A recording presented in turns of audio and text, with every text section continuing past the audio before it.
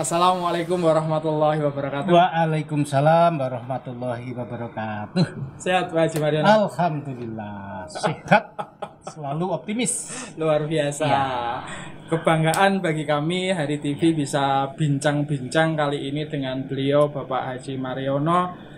Dalam hal ini selaku seorang pengusaha mahkota dewa. Apa itu begitu kan? Orang pasti kan bertanya mahkota dewa. Ya. Nah, itu nanti akan kita kupas Ya. dan sekaligus mungkin nanti akan disampaikan langsung oleh beliau dalam bincang-bincang kita pada kesempatan kali ini. Dan sebagai informasi tambahannya begitu nih.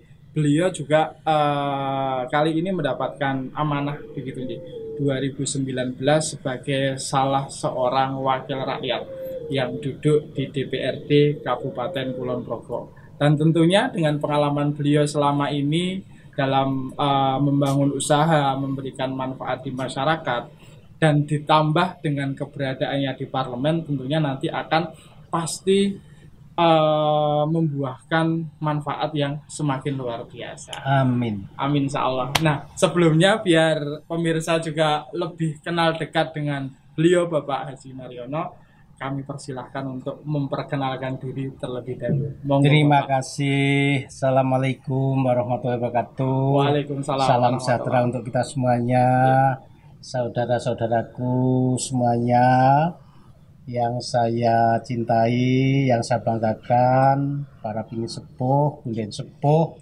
para pejabat yang saya hormati. Perkenalkanlah, saya Pak Mariono ya, seorang pendidik, seorang guru yang dibesarkan di Pegunungan Menoreh. Dulu orang tua saya mempunyai bank agar saya menjadi salah satu pendidik untuk menghormati takdim saya terhadap ibuku yang membisikkan doa di telingaku agar aku menjadi pendidik. Aku takdim dan sudah saya laksanakan. Aku menjadi pendidik sejak tahun 91 sampai 2007. Berapa tahun? Ya, berapa tahun itu ya? Guru SMA ya, PNS golongan 3D hampir 4A. Teman-teman sudah kepala sekolah. Dengan hormat kepada ibuku, aku minta pamit, Bunda. Kehendak Bunda sudah aku laksanakan demi masyarakat, demi Kulon Progo, demi Indonesia. Perkenankan Bunda, saya besok akan menghadap Pak Bupati untuk minta resign tanpa minta pensiun. Masya Allah. Saya ingin menunjukkan sebuah tanggung jawab bahwa aku minta tidak ada sesuatu yang saya pinta di belakangnya, tidak ada ekor-ekornya. Kemudian saya menekuni di bidang UMKM, ya, di bidang agro, pertanian, baik itu dari produsen pertanian ya yang ada di Pegunungan Menoreh. Kemudian saya temukan bahwa Indonesia merupakan sebuah bangsa yang ditinggali, yang mempunyai potensi yang luar biasa, sumber daya alamnya oleh Tuhan Yang Maha Esa diberikan keunikan di Indonesia itu. Di antaranya adalah ada 2000 lebih spesies tanaman yang mempunyai nilai obat. Dengan kata lain bahwa Indonesia sebenarnya pusat obat-obat herbal ya, yang dibuktikan tahun 49 beliau Sri Paduka Hamengkubuwono ke-9 saat itu memberikan maklumat kepada rakyat Ngayogyakarta, minumlah temulawak, minumlah jamu-jamu dan sebagainya, memberikan sinyal kepada rakyat Ngayogyakarta bahwa kesehatan itu sebenarnya ada di sekitar kita. Ya, diilhami itulah maka tahun 2004 saya mulai mencoba ya belajar, kemudian bertanya kepada ahlinya, kepada Profesor Swijaya Pramana di Gajah Mada tentang kekayaan alami hayati herbal kita. Ketemulah dengan sesuatu yang mengejutkan, yaitu buah mahkota dewa, tanaman peninggalan Raja-Raja Majapahit yang ada tumbuh subur di Pegunungan Menoreh. Luar biasa. Ya, itu sebenarnya saya awali di situ. Namun sebenarnya saya ingin hanya memberikan kepada anak-anakku, adik-adikku bahwa apapun usaha kalau digeluti dengan sungguh-sungguh mempunyai nilai guna yang positif, ya, yang positif, kemaslahatan untuk bangsa dan negara saudara, pasti akan ditolong oleh Tuhan Yang Maha Esa itu menjadi sesuatu yang berguna untuk orang lain, sehingga pasti akan imbal baliknya juga akan berbalik kepada diri kita. Artinya apa? Artinya silahkan berusaha, namun substansi esensinya adalah untuk membahagiakan, menolong orang lain. Ya, itu kuncinya. Baik, ya, Pak Mariono ya. Dari perkenalan aja sudah banyak ilmunya ini. Nah, tapi yang menarik bagi saya begitu Nji. Iya. Bapak pernah menjadi seorang pengajar, seorang guru yang memang merupakan tadi Bapak sampaikan takdim kepada Bunda, gitu, Nji, untuk bagaimana seorang Bunda ingin putranya menjadi seorang pendidik, gitu ya. Iya. Namun 2004 di Bapak tadi. Iya, 2004 mulai, 2006 saya mengundurkan diri. Nji, jadi keputusan itu kan sebuah keputusan yang sangat luar biasa, Pak, itu Pak. Betul. Pertimbangannya apa, Pak? Sampai kemudian Pak Haji Mariono ini memutuskan untuk keluar dari PNS yang tadi sudah dikatakan golongannya juga udah golongan yang tidak. Iya. Apa salah satu pertimbangannya, Pak?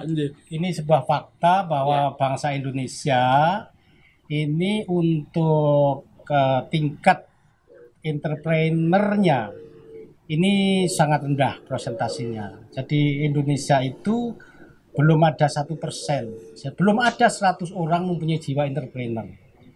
Ya, di situ saya sangat prihatin. Sebuah bangsa akan menjadi besar apabila tingkat entrepreneurnya itu seperti Korea, Jepang dan sebagainya kan sudah sudah 2,5%, hampir 4%. Nah, tujuan saya sebenarnya saya ingin mengajak dengan memberi contoh, tidak hanya bicara.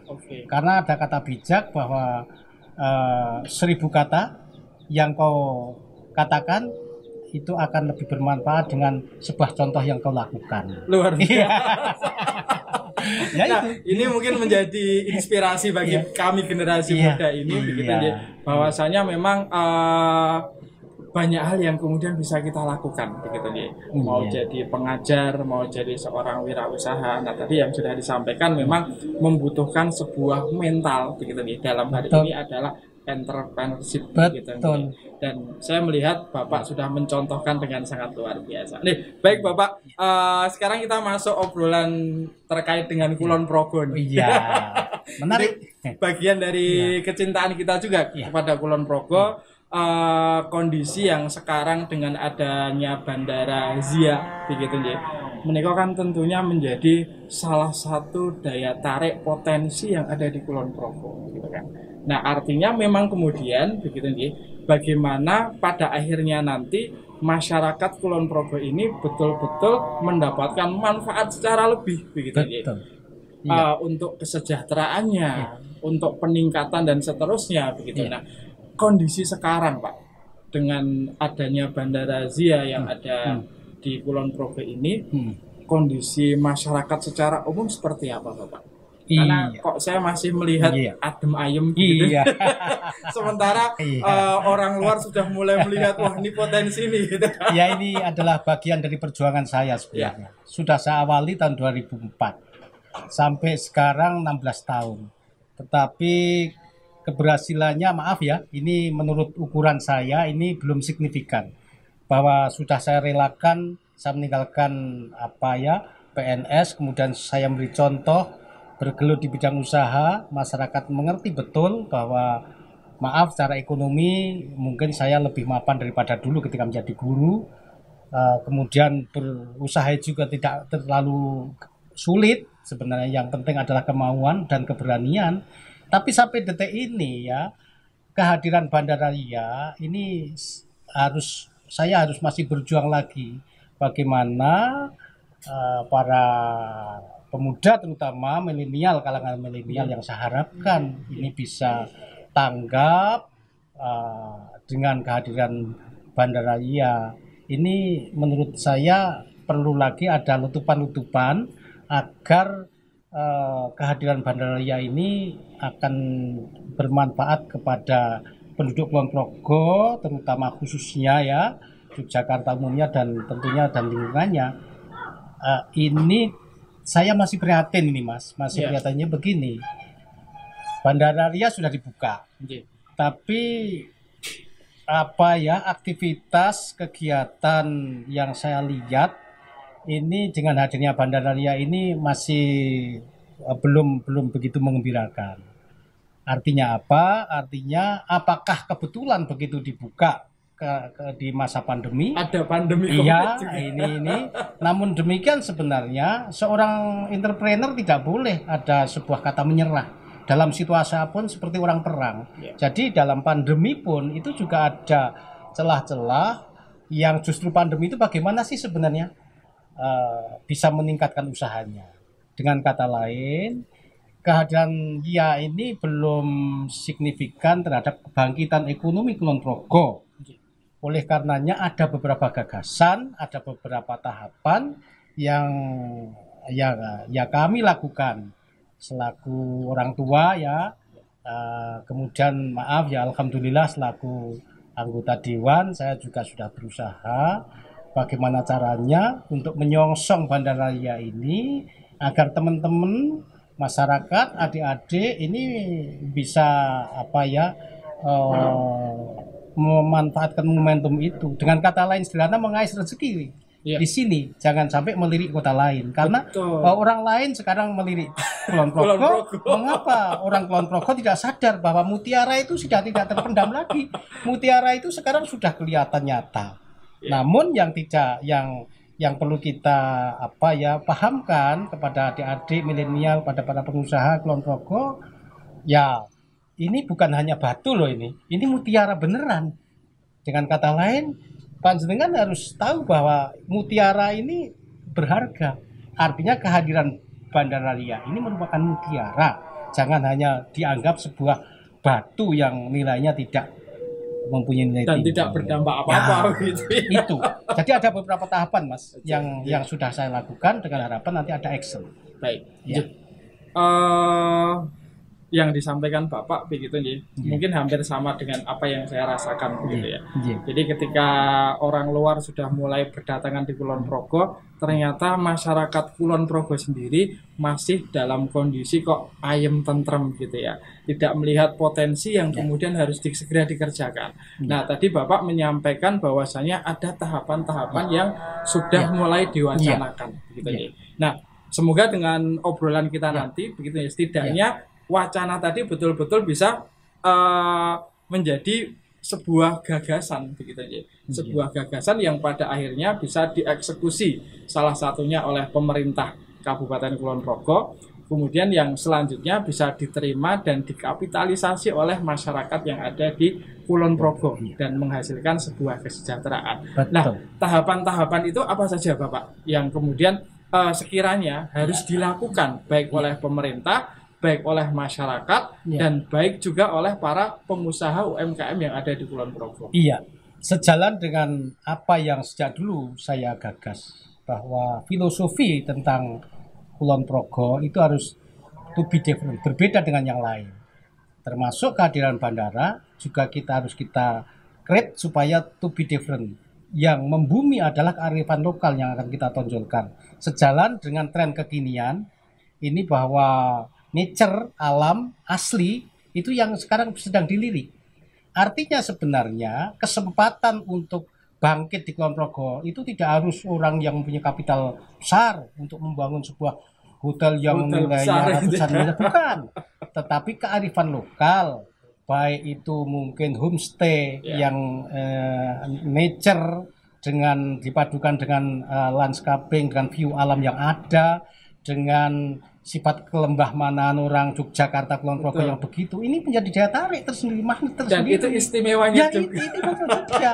Nah di situ maka sebenarnya sebelum datang investor yang bukan tidak paham terhadap kultur Jogja, maaf ya, mungkin orang asing, maaf ya, saya bukan anti orang asing loh, tapi misalnya orang asing yang tidak mengetahui kultur sehingga di situ ada rumah makan yang serba McDonald dan sebagainya. Nah tidak nanti kalau ini ketinggalan ya bisa jadi. Maka tahapan yang pertama adalah konsep dasar. Konsep dasar adalah Kulon Progo adalah ramah lingkungan, ya. Ramah lingkungan kembali kepada alam, semua aktivitas ekonomi maupun yang lain harus dikembalikan lagi kepada lingkungan itu tadi. Jati diri Kulon Progo ini adalah bandara ria yang ramah terhadap lingkungan dan aktivitas masyarakatnya juga ramah lingkungan.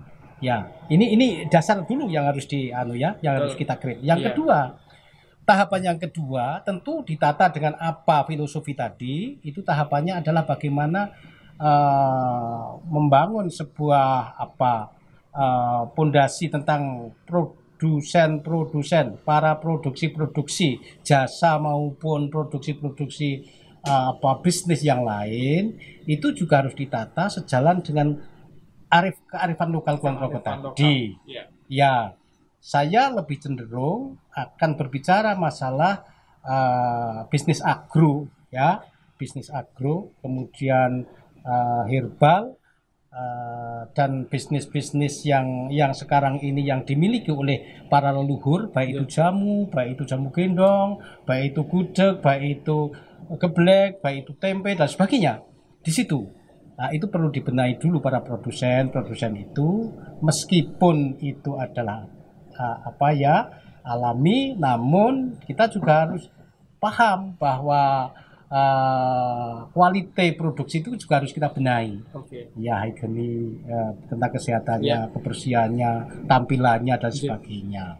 Yang kedua setelah produksi, ya ini juga jangan lupa bahwa yang terpenting adalah market. Ya, kalau bicara kehadiran Bandara Ria sebenarnya luar biasa. Ini adalah kesempatan untuk membangun sebuah market, ya. Market tidak harus di sekitar ring satu bandara, tetapi justru misalnya di mana ini namanya ini Kerembangan yang tetapi di sini juga sangat menarik, orang sangat lebih senang daripada di hotel berbintang misalnya.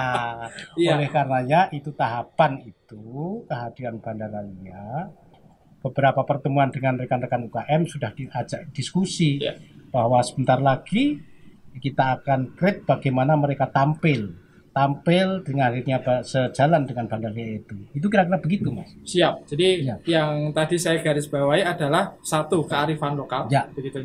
Dan ini saya melihat sudah dimulai sejak Pak Hasto ngasto Bupati pada waktu itu. Jadi adanya Tomira Bila beli Kulon Progo, dan ini saya lihat sangat luar biasa, begitu. Tidak anti, tapi bagaimana kemudian tetap menyeimbangkan dengan kearifan lokal yang ada. Dan ini saya kira sangat luar biasa ketika diteruskan, begitu. Sehingga kearifan lokal ini menjadi potensi yang tidak bisa tergantikan di Kulon Progo. Ketika tadi, begitu, Bapak sampaikan bahwasanya mulai dari dikatakan praproduksi ketika itu usaha, produksi sampai pasca produksinya menikah dikelola dengan sangat baik dan profesional, begitu. Nah, kalau dari tahapan itu Bapak, kira-kira gambaran UMKM di Kulon Progo sudah sampai tahapan mana, Bapak? Iya. Ini jujur aja, maaf ya teman-teman UMKM. Saya sebagai orang tua itu saya tidak terus mengajak menghina, bukan. Tapi memang sebagai orang tua saya yang mungkin hadir lebih dahulu itu memang ingin memberikan sebuah semangat bahwa mari kita tingkatkan lagi greget kebangkitan UMKM. Ya, greget itu dari pra produksi sampai marketnya itu harus ada, ya. Jadi teman-teman ini masih melempem gitulah, belum terus wah di sini ada, belum. Tapi memang ini obrolan saja belum ya.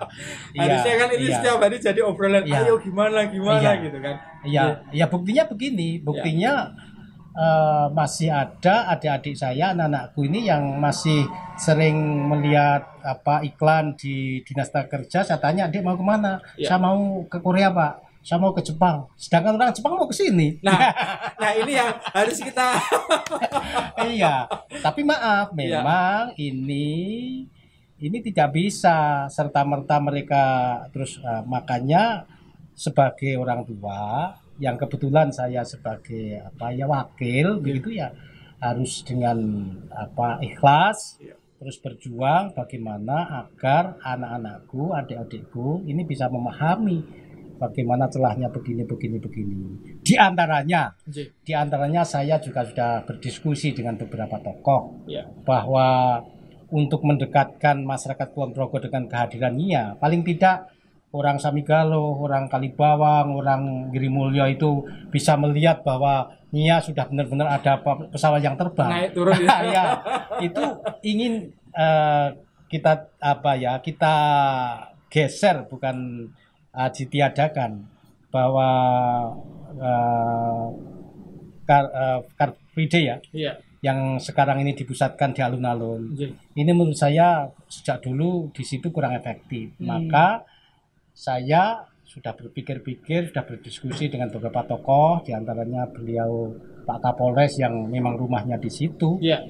Beliau tabonya ada di Sogan. Ini bagaimana apabila jalan Sony Sogan Karangmuni itu dipakai untuk Car Free Day ya Sabtu Minggu yang nanti para pejalan kaki kemudian para goes itu bisa di situ, kemudian para kuliner, para UMKM bisa menampilkan produknya di sepanjang jalan itu sambil melihat oh iya ya Bandara Nia sudah benar-benar ada pesawat ya itu loh. Jadi bukan mimpi lagi dan itu sebenarnya tidak diawang-awang, tanpa modal pun bisa. Modalnya cuman angkringan, mungkin meja ya. Saat duene begitulah ya. Saat duene diawali dengan meja, dengan kursi, dengan kayu, dengan apapun, dengan kloso misalnya.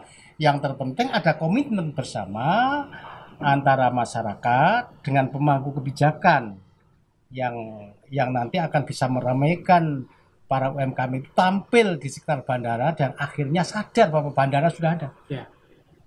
Itu kita gagas kemarin dan semoga ini nanti bisa terrealisasi. Dan ketika itu istiqomah begitu itu pasti akan menjadi sebuah progres yang sangat luar biasa. Betul. Segala sesuatu istiqomah. Istiqomah itu begini.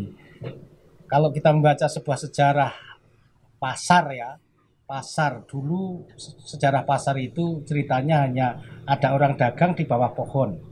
Kemudian di situ mungkin pakai alasnya juga seadanya. Mungkin daun pisang atau daun apa begitu. Tapi karena dia istiqomah sehari belum tahu 2 hari seminggu dan orang sudah tahu oh di sana ada orang jualan. Akhirnya orang datanglah ke situ. Nah orang datang ke situ mengajak temannya lagi karena apa? Menanyakan produk yang lain dia nggak punya. Oh aku yang punya di sini. Akhirnya menjadi sebuah pasar. Nah ini jadi sejarah pasar di Jawa itu seperti itu.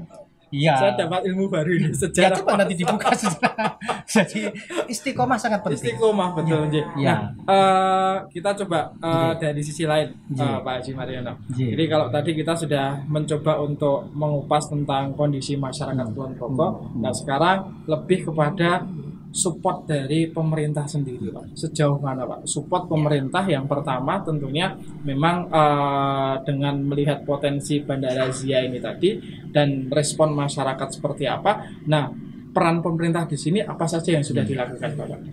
Ya, kita tidak menutup mata ya. Sebenarnya di tingkat pemerintah daerah, kabupaten, Pak Bupati dan jajarannya itu sudah berusaha dengan semangatnya. Ya, tapi sekali lagi memang ini juga perkembangan Kulon Progo yang sekarang ini ya ada bandara internasional menjadi mutiara yang sudah kelihatan. Ini maaf, ini memang perlu lagi bapak-bapak yang di eksekutif ini juga sedikit harus mempunyai jiwa entrepreneurship tentang bagaimana sebenarnya agar para pelaku usaha ini juga terus-menerus dipikirkan, tidak asal ngesahke begitu ya, tapi ada komitmen, ada political will yang nyata. Tapi ini sudah dilakukan, sudah baik, perlu ditingkatkan lagi yang terkait dengan itu. Saya bisa memahami karena pas pandemi ya memang sangat sulit bagaimana mewujudkan impian ini, karena bisa sehat Kulon Progo Sunai Hijau sudah alhamdulillah. Betul Bapak. Sudah alhamdulillah luar Iya, biasa. iya. Di Kulon Progo ini Ketika daerah lain ya dikatakan ini merah saya bahkan memberikan hitam begitu ya. apresiasi kepada Pak Bupati. Nggih. Ke depan semoga setelah pandemi itu semakin membaik ya, semoga keperpihakan di jajaran eksekutif beliau Pak Bupati dan jajarannya itu bisa keplok dengan apa yang kita gagas para UMKM ini, supaya bisa betul-betul tampil, bisa memfasilitasi, bisa memikirkan, paling tidak ada apa ya semacam space gitulah, syukur yang ada di sekitar bandara ya, space karena perjuangan Pak Bupati, ada space UMKM yang bisa menampilkan produk-produk UMKM Kulon Progo. Kalau toh tidak di dalam pun saya memahami itu nanti bisa juga itu harus dikemas, misalnya di sekitar area bandara yang sekarang ini masih banyak tempat. Oke. Begitu kira-kira. Artinya memang kemudian perlunya matching program antara pemerintah selaku eksekusi dari program yang kemudian bersama-sama dibicarakan bersama anggota dewan dan sambutan dari pengusaha dan masyarakat secara umum. Iya, begitu. Tadi nyun sewu. Tadi sampai ke pandemi gitu ya. Nah, kondisi ketika pandemi ini begitu di Kulon Progo sendiri bagaimana? Apakah berpengaruh kepada UMKM yang ada di Kulon Progo, Bapak? Kalau jujur ya. Kalau pembandingnya di daerah lain, nah, di kota-kota besar, di Jakarta, di Jogja dan sebagainya.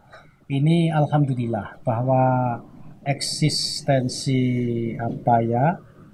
ekonomi di tingkat bawah ini masih relatif aman, artinya tidak terlalu tergoyahkan ya. Jadi dampak itu tidak begitu dirasakan betul. Karena apa? Bahwa Kulon Progo ini mempunyai keunikan. Masyarakatnya adalah masyarakat agraris, ya kan, yang hidup di daerah pinggiran. Kemudian mereka itu sudah terbiasa hidup dengan hasil karya tangannya sendiri, tidak mengandalkan apa bentuk. Jadi tidak harus punya uang, tapi dia bisa makan, begitu. Ya, bisa memanfaatkan pekarangannya, bisa memanfaatkan kebunnya. Bahkan Pak Bupati ini juga punya program tentang gempar, yaitu gerakan